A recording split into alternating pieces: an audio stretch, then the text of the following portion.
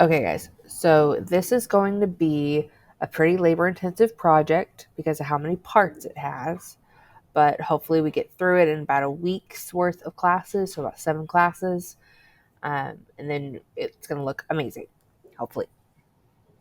So what we have to do to start off with, this is going to be a Wicked Witch of the West, if you've ever heard of or seen Wizard of Oz, and you know who that is. So in day 1, we're going to go into Illustrator and set it to RGB mode at a size 11 to 17 inches.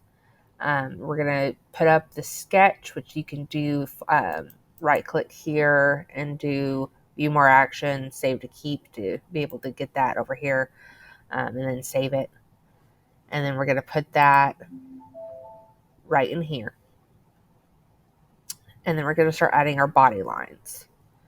So you can see on mine, I'll zoom on in, have all these lines going on here. So lines for her hair, lines for her eyes, everything in here is lined. So you want to start doing that.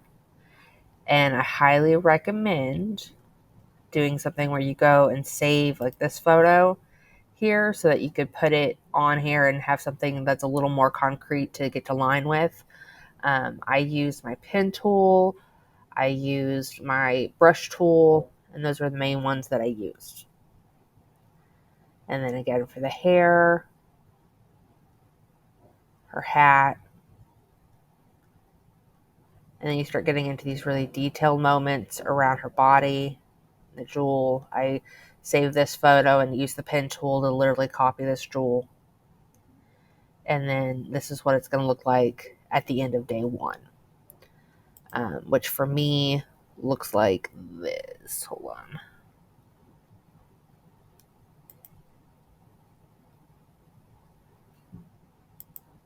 There we go.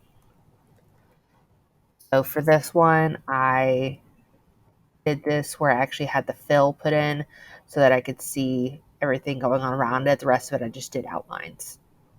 But yeah, this is roughly what it's going to look like. They did their fill in here where they kept the fill.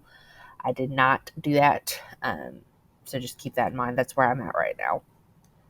I could unite things, but I did do a different layer for like the fog, the jewel down here at the bottom, her arms, the warts on her arms, which I used the circle tool to do that, and to do the bubbles and stuff, I used the circle tool.